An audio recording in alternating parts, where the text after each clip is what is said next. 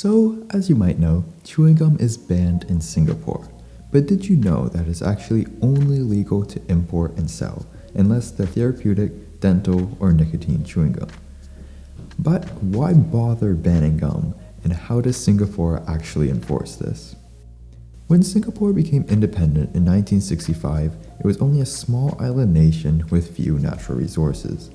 So, the government focused on turning Singapore into a world-class global hub for business and leisure.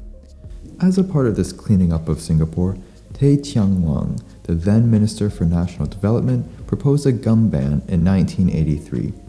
At the time, chewing gum was causing many problems in high-rise public housing apartments, with vandals sometimes disposing of their chewing gum in mailboxes, inside keyholes, and on elevator buttons. Also, like every other country, gum was put on the ground, on stairways, and on the seats of public places like buses, which all increased cleaning and maintenance costs. For years, the Housing Development Board was reportedly spending 150,000 Singaporean dollars annually to clean up gum specifically. But Lee Kuan Yew, the Prime Minister at the time, believed that a complete ban would be too drastic.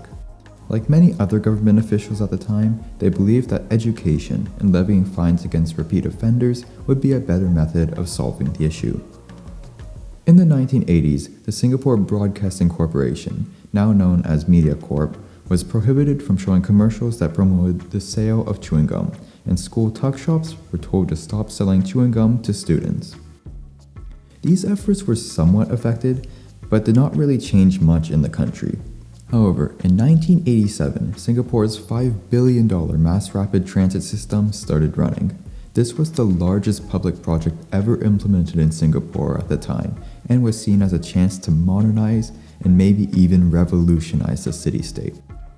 As soon as the trains started running, reports of vandals sticking gum on their door centers started coming in. This gum prevented the trains from functioning properly, disrupting the train service.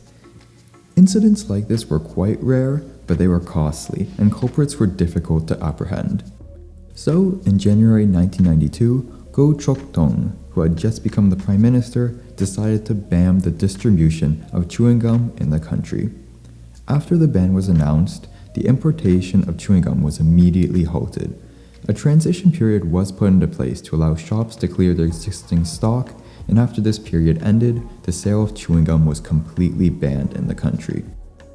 As a first offense, the penalty for selling gum could lead to an absolute maximum fine of 100,000 Singaporean dollars and up to 2 years in prison.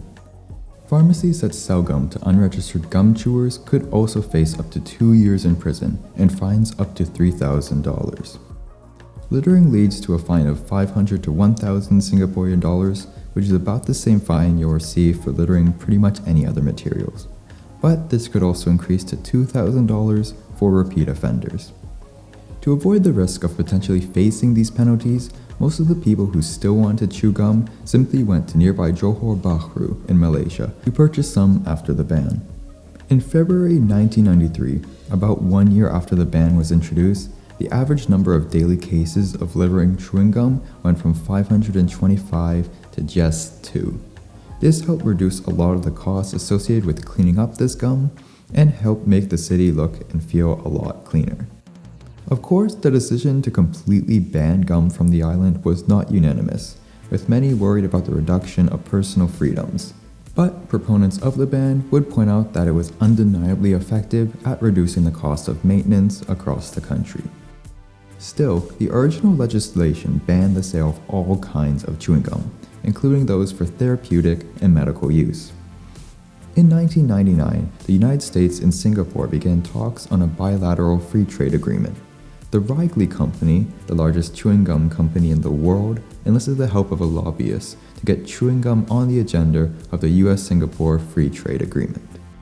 The Singaporean government was already aware of the potential health benefits of certain gums, so this, combined with pressure from the US, led the country to partially lift some aspects of the ban in March 2004, after the Free Trade Agreement had been signed. To this day, therapeutic, dental, and nicotine chewing gum can be bought from a doctor or registered pharmacist, but importing and selling gum for any other purpose is still illegal. making this ban one of the most well-known aspects of Singapore today. And that's the end of the video. I really hope you guys enjoyed it, and thank you all so much for watching.